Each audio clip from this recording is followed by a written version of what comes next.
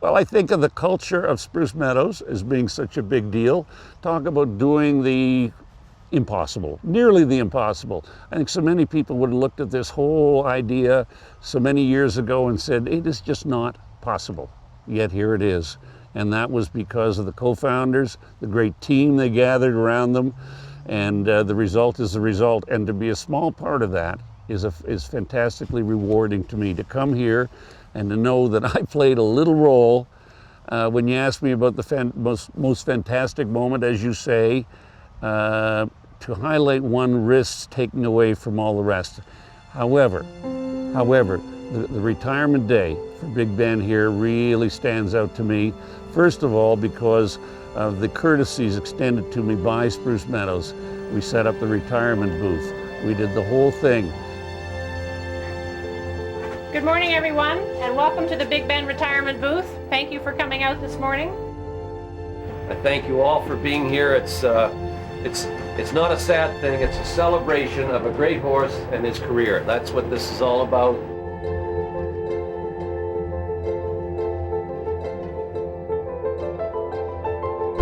The first thought that came to mind, proceeds of this tour should go to therapeutic riding, Canadian Therapeutic Riding. And the group that's here today is part of Canadian Therapeutic Riding. And we'd be delighted to do that. Dawn, where's Dawn? This is old Sure Shot. She never misses.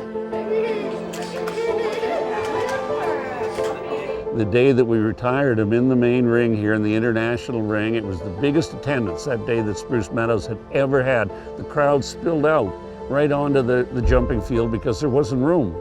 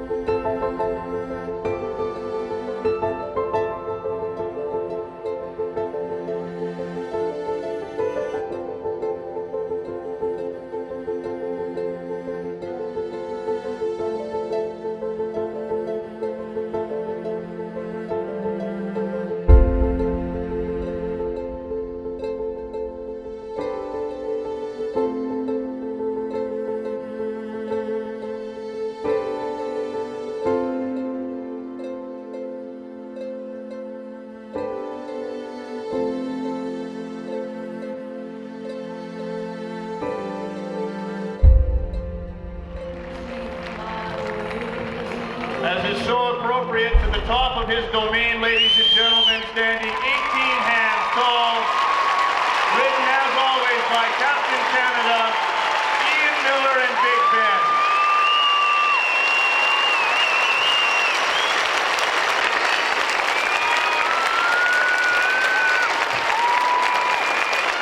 And Spruce Meadows awarded him a cooler that said, "Thanks for the memories, Big Ben." Unbelievable. Jeff Chisholm, my great friend from BMO Financial, he and I stood up in the bank with Big Ben, and there were tears in my eyes, I'll tell you. He's so captured. Even after 10 years, still have to get the championship cooler feeling just right on his back. It seems to be a perfect fit, as they all have been over this illustrious career. And to you, Big Ben, thank you so much for such greatness and such excellence. Thank you. And he's been doing it for one reason, jump for you, Calgary, because you're the best show jumping fans in the whole world.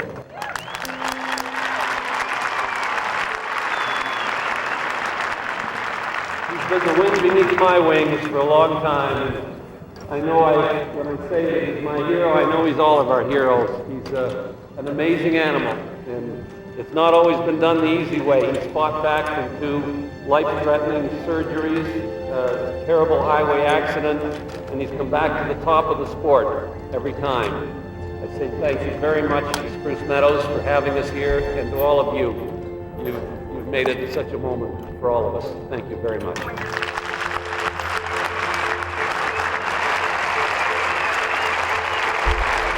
And then I got on Big Ben, and the music of Bette Midler, "The Wind Beneath My Wings," was played as I made my final gallop around the ring. That was, talk about a Spruce Meadows moment for me.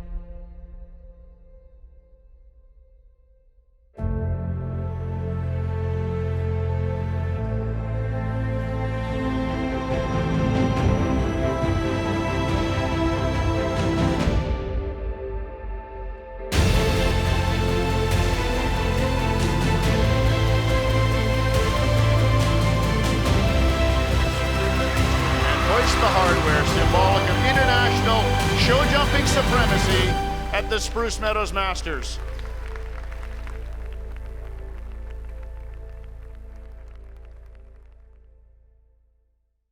Ian Millar and Big Ben are one of the most legendary horse rider combinations to ever walk through the clock tower on the international ring, and certainly a pair that all Canadian show jumping fans will remember.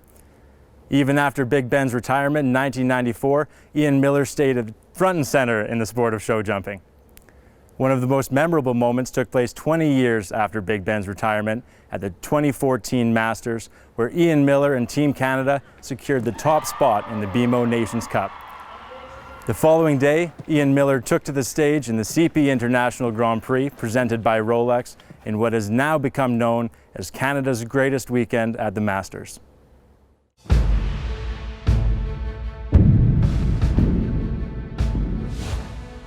Welcome to the 1976 Spruce Meadows Masters, and this afternoon we'll be featuring highlights of the Ian Millar and Big Ben, our 1991 Are you ready? I hope so, Ian. This is going to be really exciting.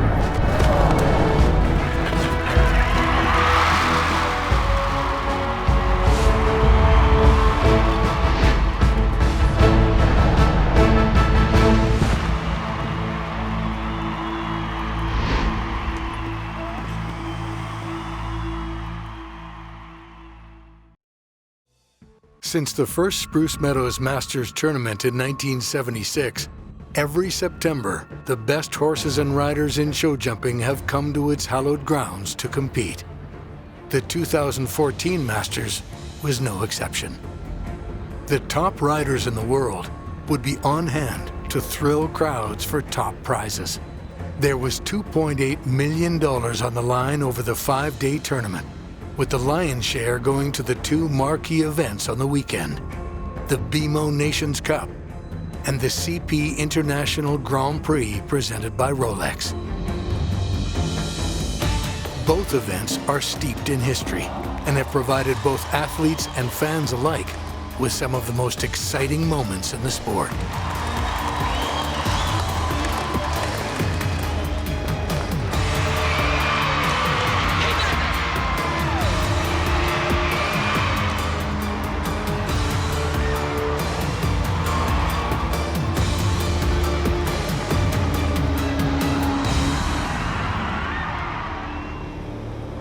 The 2014 Masters began with an extraordinary challenge, one the team at Spruce Meadows had never faced.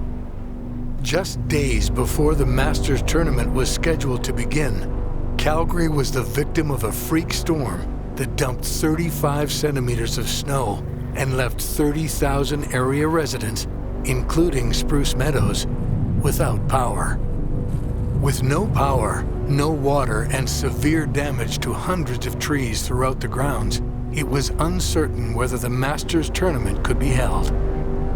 The Spruce Meadows Organizing Committee made the decision to do something that hadn't been done in 39 years. They would compress the schedule and delay the start of the Masters by 1 day. Power was eventually restored, and thanks to the efforts of the Spruce Meadows team, along with many volunteers, the international ring was ready for competition Thursday morning. Choosing who would ride for Canada in the BMO Nations Cup was no easy task. It fell to chef de keep Mark Laskin. Laskin took over the role from Terence Millar following the London Olympics in 2012. The team was a mixture of both experience and youth, with ages ranging from 20 to 67. Laskin had assembled a strong roster, with each member bringing something special to the team. The team consisted of lead-off rider and 10-time Olympian Ian Millar, Team Canada regular Tiffany Foster, rising star 20-year-old Ben Aslan, and anchor rider 2008 Olympic gold medalist Eric Lamaze. Well, there was a little bit of a controversy in my choices for the team. We had just been competing in Normandy at the World Equestrian Games, and I wanted to come here with my best riders and horses. However, Jan Kendall and Showgirl had been our best rider at the WEG, and we felt that she had been such a great performer for us that whole year that we should start to use her a little judiciously. I, with Eric and Jan, decided that it would be best if she wasn't on the team, if Jan wasn't on the team. Well, I needed to find someone to fit that spot, and young Ben Aslan had been sending me videos of his training sessions with the messages of that he was ready and that, put me in, coach, I'm ready, coach, I can do the job, coach. He has a lot of potential. The only issue was, whether or not he had the experience to be able to handle that pressure. I sort of had a gut feeling that he would be able to handle it. And of course, the other riders were the same group as we had just used at the World Equestrian Games in Normandy. We always come here with our guns blazing, with our best team, with the hopes that we're going to prevail. Any rider will tell you, a key to any chance of victory lies with the horse. Each member of the team had what they felt was a mount worthy of performing at the highest level. Well, Dixon is a fantastic horse. He's distantly related to Big Ben. Big Ben's mother had a daughter, and the daughter is the mother of Dixon. To say that there's a similarity in the two horses, I'm going to tell you there is. There's a certain reserve, mental and physical reserve in that horse that you only find in great horses. Last year was the first year I had Triple X. And I didn't know him very well, but I knew that he loved this field and he loved the crowd and he loved the big atmosphere that Spruce Meadows brings. So when I came to the Masters last year, I was really excited to have him, as my partner for that Nations Cup. McAvoy's a once-in-a-lifetime horse, I think. I think that I got him when I was very young, and he's an incredible horse, and he's not so big, but when he walks into the international ring, he blows up. Zagali was one of the trickiest horses I've ever had in my career. He was always funny with big crowds and everything like that. It sort of had the wrong response on him. So many horses get better from the noise or from the cheering and everything, but it made him a little bit timid and nervous. I mean, I felt good that I had a very careful horse capable of doing it, but I was always unsure with this particular horse what I was going to get the day of the competition. It had been 7 years since Team Canada had won the BMO Nations Cup, and in 2014, they were significant underdogs. Team Germany was favored to win, but Team Canada was confident they could challenge even the best. The teams would battle over a huge course designed by Olympic course designer Leopoldo Palacios of Venezuela. He had put together another formidable challenge, a true test for both horse and rider. It would reveal who was truly the best and worthy of victory on the day. The stage was set.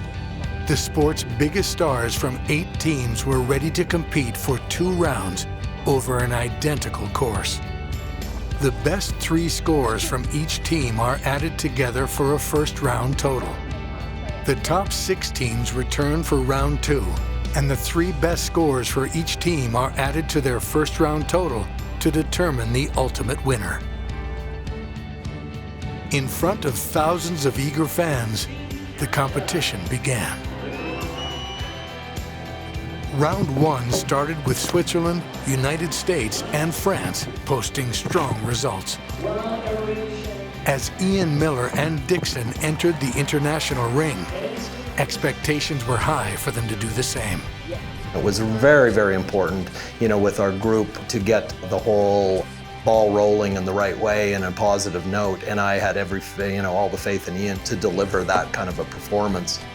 The opener and the closer are critical to give momentum to the whole team. That first rider needs to post a solid performance. It lights everybody up and gets everybody so fired up when your lead rider gets the job done.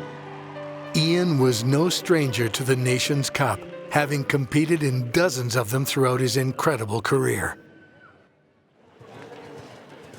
Team Canada has a long and storied history in the BMO Nations Cup, but it would be 31 years before Ian would taste victory as part of a winning Canadian team at Spruce Meadows. In 2006, Ian Millar led Team Canada to its first BMO Nations Cup victory in a jump-off against Great Britain's Michael Whitaker. Imagine 31 years!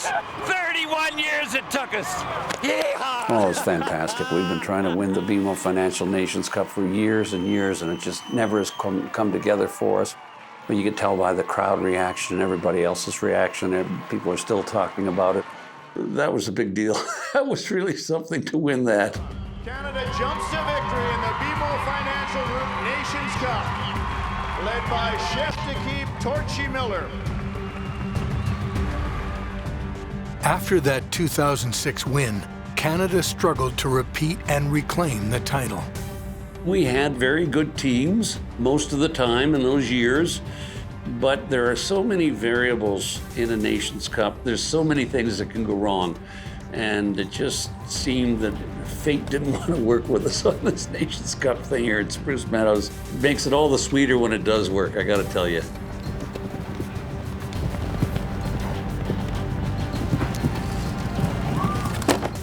A good rub at the BMO combination, but it stayed up. When a horse like Dixon has a rub or touches a jump quite hard, it's usually a positive because it reminds him and he'll actually jump better for it. One that isn't quite as well trained or inexperienced might panic from that, and then that could lead to another mistake. But really top horses properly trained, it actually, they make a little error like that and makes them better.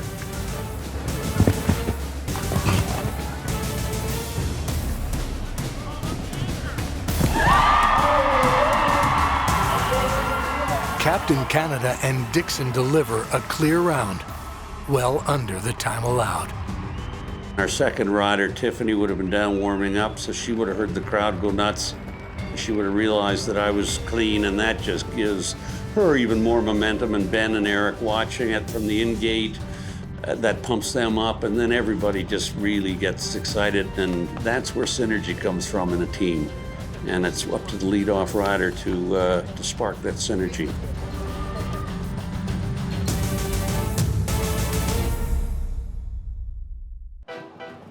Ian Millar's first clear round gave Canada the upper hand against the other 7 nations. As the competition progressed, both Team Ireland and Team Switzerland fell victim to the triple combination, which was causing major problems early on. Team Canada's second rider, Tiffany Foster, entered the ring with one goal: to add another clear round to Canada's scorecard.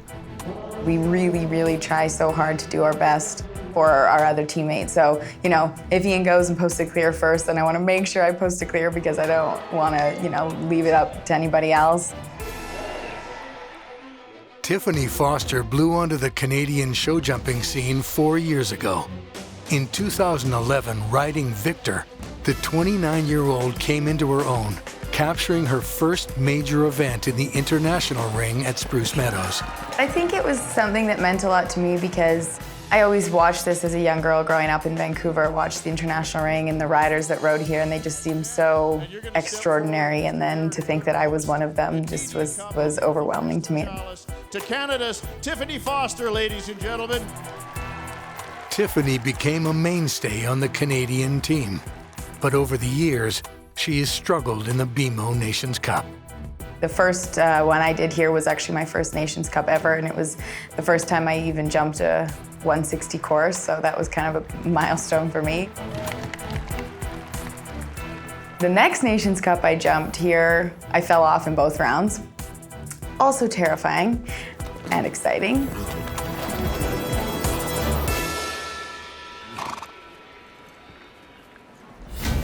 When we came back here last year with a really strong team and a great group of horses, great group of riders, finally I was able to pull my weight and give a good couple of rounds. It was spectacular. It was so fun.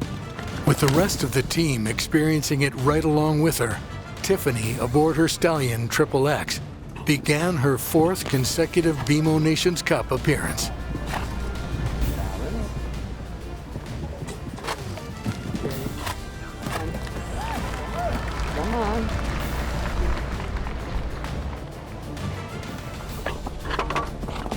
A hard rub at the tricky bicycle jump, but it stays up.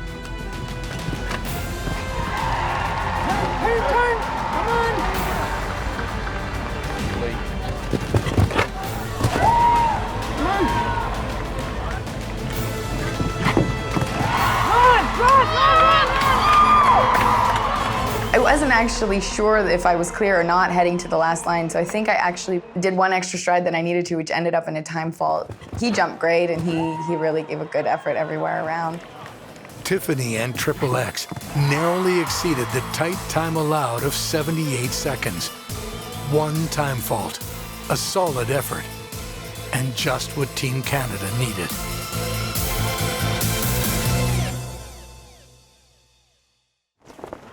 So far, round 1 was playing out in Canada's favor. The dominance of Team Germany was in question as they posted 8 and 5 fault rounds. Team Canada was sitting in first place with just 1 fault. Ben Aslan was the least experienced competitor in the event. The last time Canada won it, he was an aspiring 12-year-old rider. Now, he was riding for Team Canada in his first BMO Nations Cup. At 20 years of age, it was his chance to really show he belonged. I kind of had to prove myself being at that level, being my age and having the lack of experience that I do, so I really wanted to show everybody that I was capable of doing it. That was my first time in a massive Nations Cup like that, and I wanted to shine bright.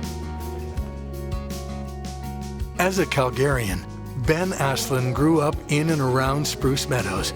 This proved to be instrumental in developing him into the rider he is today. Very good. I grew up 10 minutes away from the facility, and I've been able to compete here ever since I was on ponies. And no matter what competition you're in or what level of competition you're in, it's always a very, very big challenge. And being able to do that ever since I was a very young kid has really led me to the point where I am today.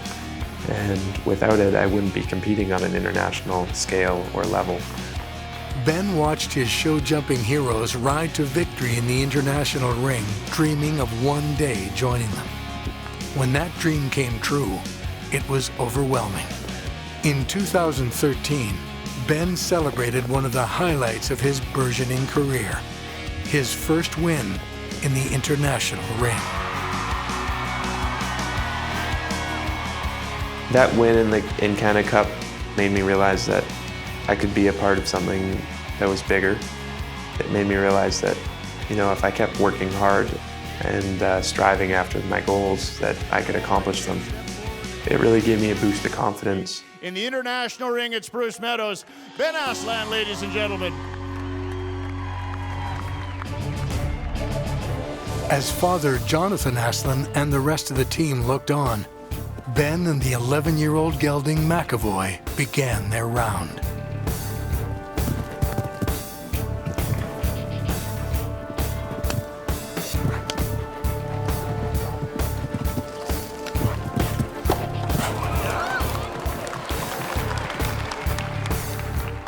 I think that the toughest part of the course, you jump the bicycle jump, 4 strides to a massive oxer.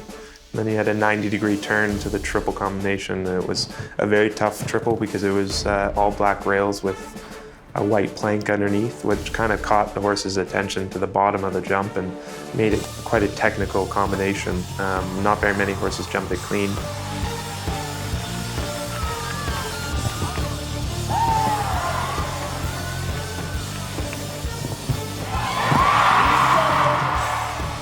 Ben and McAvoy go clear in their first Nations Cup appearance at Spruce Meadows.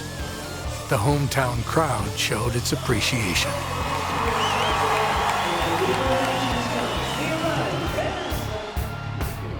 With one rider from each team left to go in round 1, Canada looked unstoppable.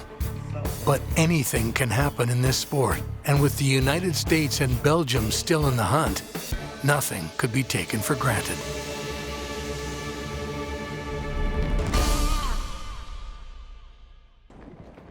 Last into the ring for Team Canada was anchor rider Eric Lamaze.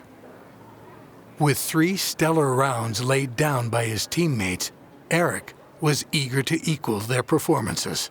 For us as Canadian, we don't do many Nations Cup, so this is one that's very important to us.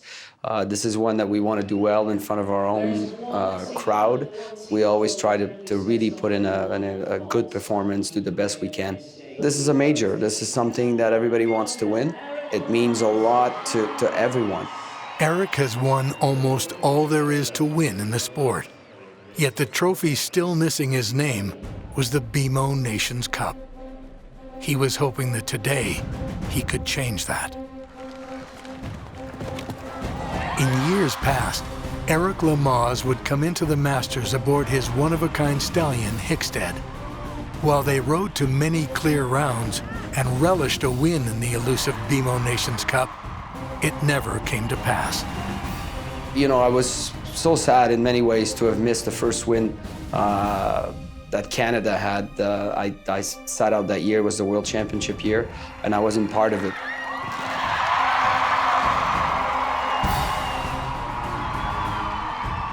Eric and Hickstead would never win that much sought-after BMO Nations Cup title, as Hickstead suddenly passed away in 2011. Since Hickstead's death, Eric's focus has shifted. While building up his new string of horses for a possible run at other Grand Prix titles, he focused more on team competition. For me, team means everything. I really believe in team competition. I love it. There's a feeling that you get when you ride for your country and you're riding with 4 other riders and you don't want to let them down. That is very unique. For me, I put a lot of importance on it. I try to teach younger riders how important it is and try to bring them up thinking that team competition, it's where it's at. Aboard his 10-year-old gelding Zagali, Eric set out to add another chapter to an already amazing story.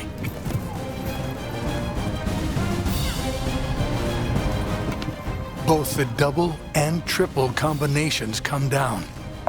Eric's round would be the drop score. However, Eric would attempt to finish strong and ready Zagali for a possible appearance in round 2. Even though he crossed the finish line with a disappointing 8 faults, Eric remained positive about Zagali's performance. It felt good. It felt like a solid round. You had to sort of ride him at every fence, how the feeling that he gave you, and it changed a lot throughout the rounds. So for me, it was more trying to adapt myself to how he was reacting to things, and in many ways sort of stay out of his way and let him think for himself.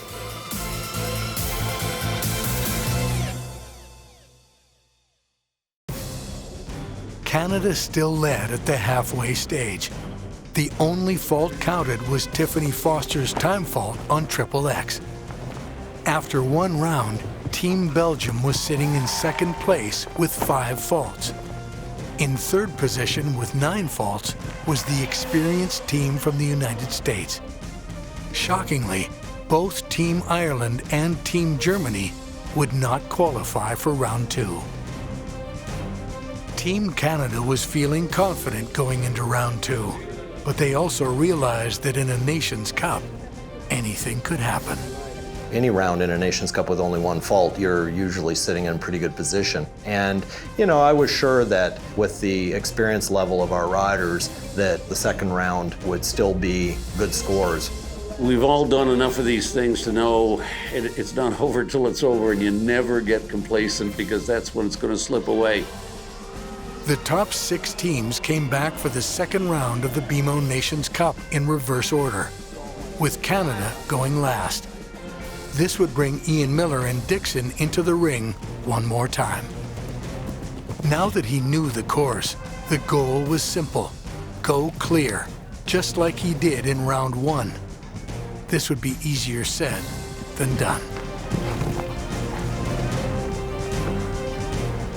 The combination that gave them pause in round 1 came down in round 2. There will be certain places where we'll say that's going to be that horse's rail.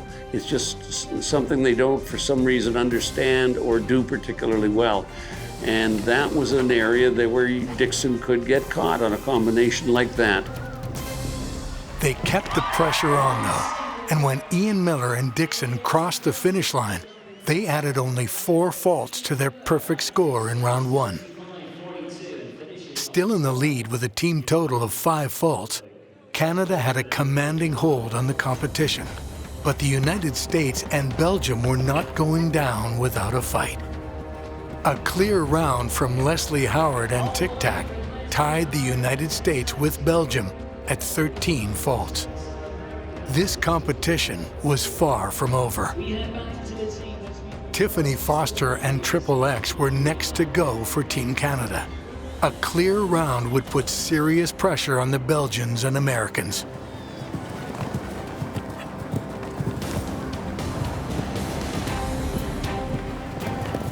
I was actually disappointed in the second round.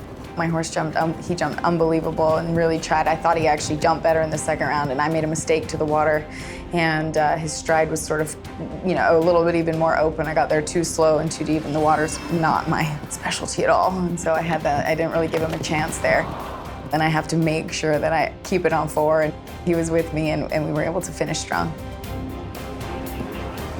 Tiffany and Triple X rally back and keep their score to 4 faults, putting a bit more pressure on their competitors. I remember being still fairly confident. Ben was in a groove, and we still had Eric. You know, I felt like if we could get 1 clean round out of the last 2 riders, you know, and I liked our chances. I definitely did. As young Ben Aslan entered the international ring for his second career round in the BMO Nations Cup, Canada sat on top of the standings with 9 faults. If he went clear, Team Canada would be impossible to catch, and they would win their second BMO Nations Cup title. I knew that we were on top, and I knew that if I jumped a clear round, we would be right in the run for the money, but I didn't really know that if I jumped a clear round, we were going to be first place and that Eric wouldn't even have to go. When Ben trotted in the ring, we figured out that actually if he went clear, we would win. And so we were all down there, and we didn't want to put any extra pressure on his shoulders, but we were all kind of hoping that he was going to do it. And now we're all standing at the gate, and we realize that if Ben gets it done with a clean round, we have the Nations Cup won. Well, that's pretty darn exciting. So we were all jumping every jump with him, believe me. A rub on the bicycle fence hushed the crowd. I remember galloping down to the bike and just seeing a distance really, really far away and just sitting chilly and saying, wow, it's good, I feel okay. And sometimes when you do that, you kind of lose concentration and lose focus. I had a very lucky rub behind, but luck was on our side that day, and it worked out.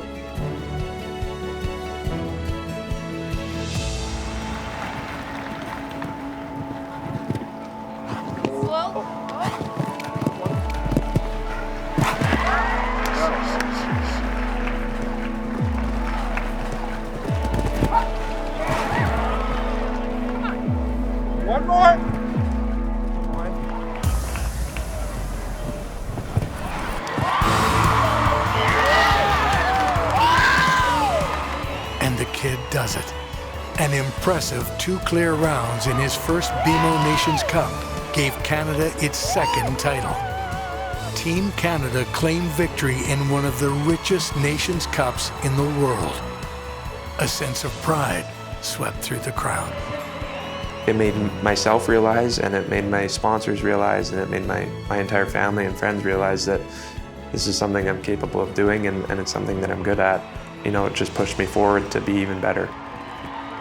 It was just an incredible feeling to be a part of that Nations Cup. It's like a coach in a hockey team having a hunch in the 7th game of the Stanley Cup and pulling someone off the bench and them scoring the game-winning goal. I guess you're sort of a bit of a hero, but Ben was the best choice all along.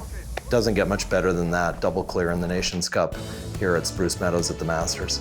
For him to do that in front of his home crowd here in Calgary, what a proud moment for his whole family, for all of Calgary, and for our Canadian team. That he was able to do that under pressure, it means a lot. This is going to be a defining moment in his career. He was unbelievable, and he really rose up to the occasion, and the crowd got behind him, and we were all behind him. It was a 7-year drought that ended on that day. Mark Laskin and his team proudly accepted the BMO Nations Cup trophy for the second time in the team's history. The BMO Nations Cup, ladies and gentlemen, to Team Canada. Especially with the history of Canada here, I felt that really in my second try as the chef d'équipe of the Canadian team to come through, that felt pretty good.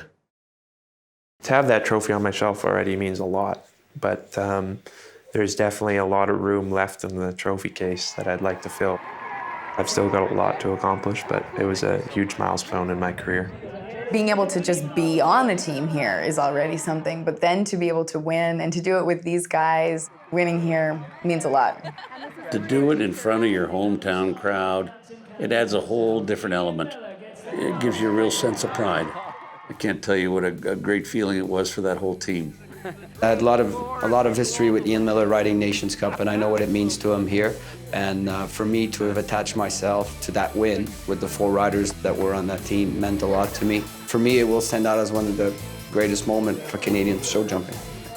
Even though the team was riding high on their BMO Nations Cup victory, they were all looking forward to the challenge of the next day, the biggest Grand Prix in show jumping. Canadian Pacific is a longtime partner with Spruce Meadows and has helped make the Masters Tournament the leading equestrian event in the world. The $1.5 million CP International, presented by Rolex, takes place on the Sunday of the Masters Tournament. It offers up the most prize money for a single-day event in show jumping and is part of the Rolex Grand Slam. It's a major. It's like in tennis winning at Wimbledon. It's something that you'll take with you on your resume for the rest of your life. Any rider in the world will say no resume is complete without a win in the CP International. I really believe that people, when they look at the prize list of Spruce Meadows and they see the prize money earlier on in the year, they look at the Grand Prix and they say, wow, that's incredible. But by the time they arrive here and they're jumping on Sunday, they're really jumping for their pride and jumping for the glory of it. Every rider wants to win it, to have the title and say that they have won this Grand Prix. This is a 2-round jump-off competition. 47 horse rider combinations qualified that day, but only the top 12 would come back to ride a more difficult second-round course, with any ties for first decided by a jump-off. Canada had 2 former champions on the order of go that day, Ian Millar and Eric Lamaze. They were set to do battle against the best on the Leopoldo Palacios design course. There were only 5 clear rounds prior to Eric and Zagali's round 1 performance. Among them, American Reed Kessler and her mare, Solana. They were one of the combinations to watch. If Eric was going to advance, he would need to post an impressive result. Eric Lamaze had been in this position many times before. He knew what was at stake, He knew how to handle the pressure. What he didn't know is if Zigali was up to the same task. In the past, Eric had relied on the incomparable Hickstead to deliver what had almost become guaranteed clear rounds. In September 2007, Eric Lamaze and Hickstead finally overcame the biggest challenge of their career so far, winning the International at Spruce Meadows. To believe that one day you're going to win this event is not even believable. Even if you do think you have a chance, it seems like it's an impossible task to achieve. So when I finally did it, it was a dream come true.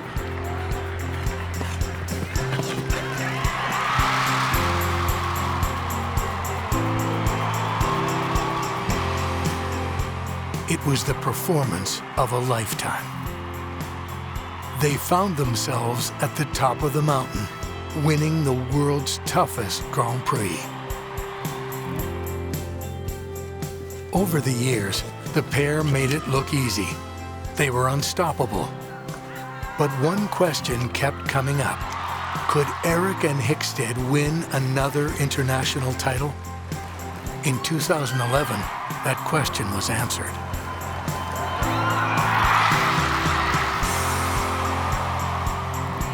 The second time, it was later on into Hickstead's career. They both meant the world to me, and they're two titles that I'll never forget. The passing of Hickstead in 2011 would force Eric to rebuild and begin his ascension back to the top of the sport. When you have a horse like Hickstead, you sort of forget what a regular horse is like. You just got to rebuild yourself, your string, look into the future, and then see what comes up.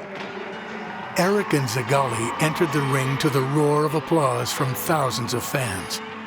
They wanted a clear round, and Eric was hoping to deliver one.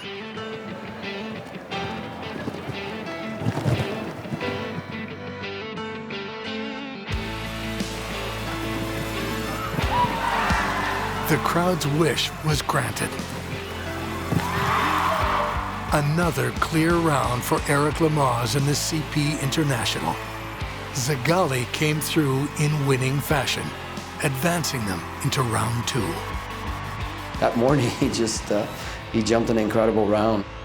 I was thrilled, and I changed a few things from what I learned from the Nations Cup. Sometimes if you have 8 faults in the Nations Cup, you're not feeling fantastic about your chances in the Grand Prix, but he came back that day and jumped a very good first round. There were 8 clear rounds so far in round 1, with 5 riders left to go. One of those riders was Ian Millar. Experience in this environment was not an issue for Ian. At 67 years of age, he'd competed in numerous internationals and was one of only 6 riders to have won it twice. Both wins were aboard Big Ben, the legendary horse with which he will forever be linked. Ian Millar and Big Ben were one of show jumping's all-time greatest combinations. Their first Masters Grand Prix win came in the Du Maurier International in 1987. There were 4 or 5 horses in the jump off, and I remember, I really put it on speed-wise, and Ben really rose to the occasion.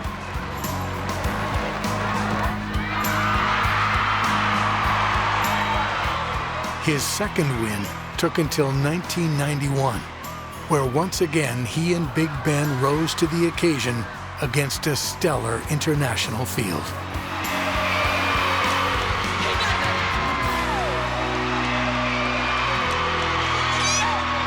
Ian Millar and Big Ben.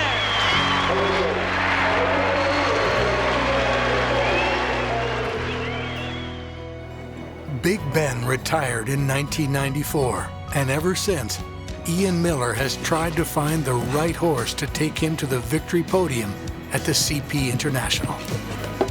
He was hoping that aboard Dixon, a distant relative of Big Ben, he could beat the odds and get it done.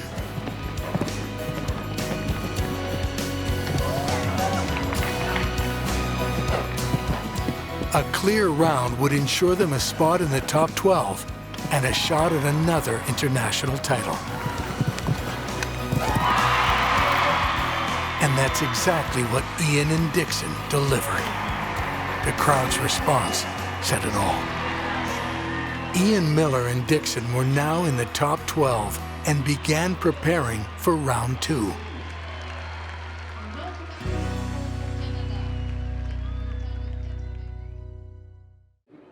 Round 2 of the CP International presented by Rolex is as difficult a course as there is in show jumping. And as the riders walked it, it became clear that course designer Leopoldo Palacios had delivered as promised. The jumps were huge, and it would take an almost perfect ride to conquer them.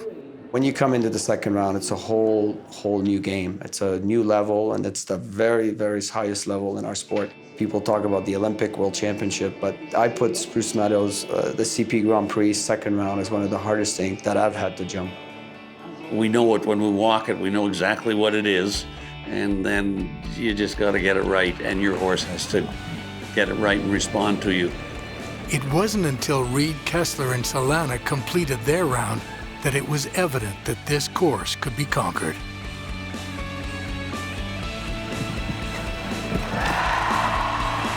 A clear performance put the pressure on the remaining riders to do the same, to force a jump off against the youngster. I was aware that Reed had gone clean ahead of me, so yes, I knew I needed to jump clean. The warm-up went great with Dixon. I really felt I was going to get his best, and I certainly did. Ian and Dixon started their round with the weight of a nation on their shoulders. A clear round would force a jump off against American Reed Kessler.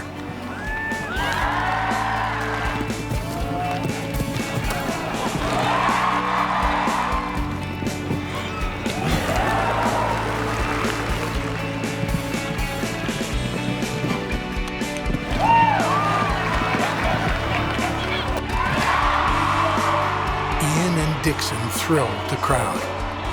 The pair delivered a flawless round.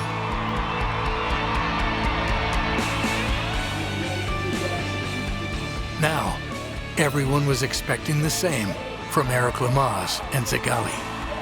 When you clear in that Grand Prix, you're already having a good day. You don't usually get many clear in this Grand Prix, so to have 2 clears already was a bit unusual. He was a young horse and not tons of experience, so to be in the second round, I was thrilled.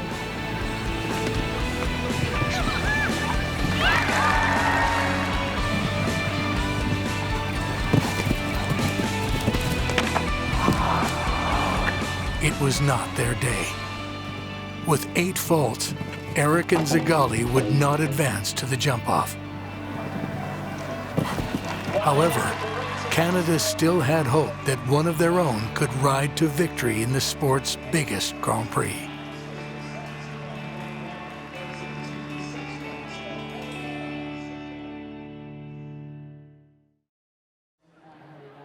The scene was set. For only the 3rd time in 19 years, the CP International would be decided in a jump-off. A tale of experience against youth. The 67-year-old Millar versus the 20-year-old Reed Kessler, who wasn't even born the last time Ian won this Grand Prix. Obviously, I'm a little more mature than she is, but she is an extremely well-trained rider. I know how good she is, and leading it off, if she went too fast and had a rail, she makes a present of the class to me. However, if she goes too slow, it makes it too easy for me to beat her. So she just has to go fast enough to try to force me to have a fault. Clearly that was her strategy, because she wasn't flat out, but she was what we would call very, very, very efficient. I was really torn. I didn't really know what the smartest thing to do. Part of me really wanted to go in there and just like go as fast as I could. And then I had a few people on the ground with me that were really like, it's a long day, it's a lot of jumping. If you can lay down 3 clear rounds, there's a really good chance you're gonna win it. And so I tried to take some risk and be fast, not that it was a walk in the park to beat me, but not make a careless mistake running around and sort of hand the class away.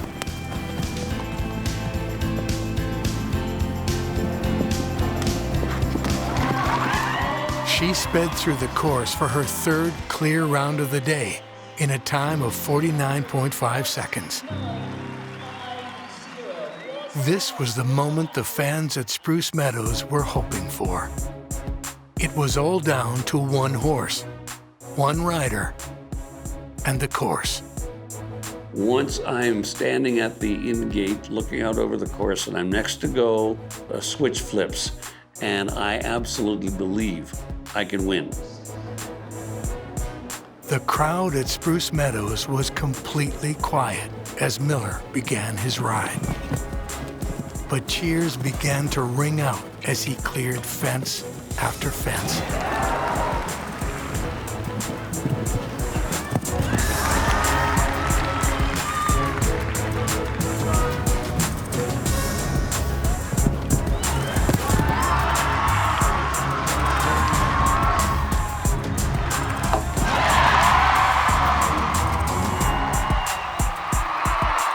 Millar and Dixon came through.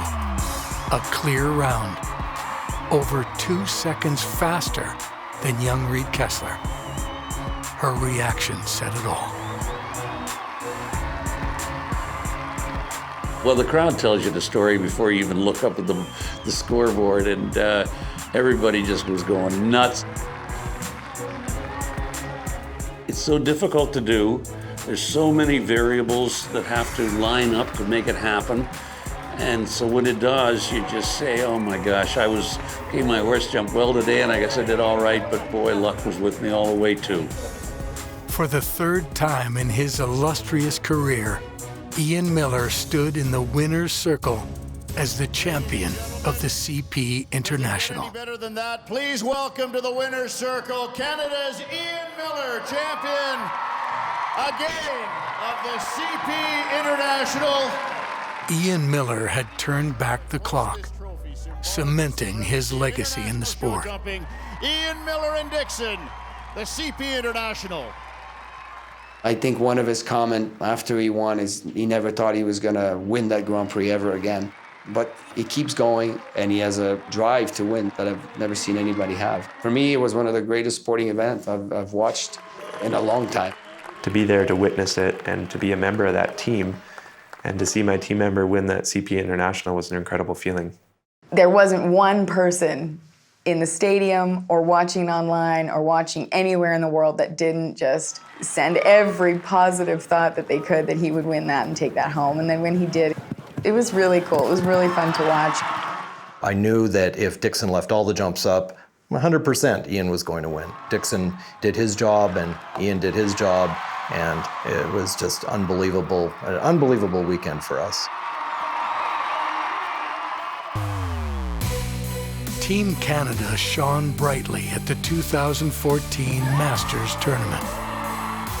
It was truly a weekend to remember. The 2014 Masters will definitely stay in my mind, probably forever. It was really, really something special to be a part of. I relive that moment a lot. I like to remember that feeling of, accomplishing something that big.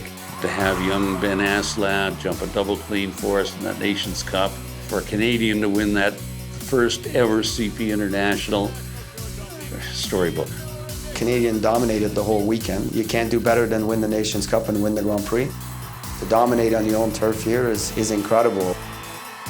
It was epic for Canadian show jumping. Never before we had a weekend like that, where we won back-to-back Nations Cup and the richest Grand Prix in the world. Epic.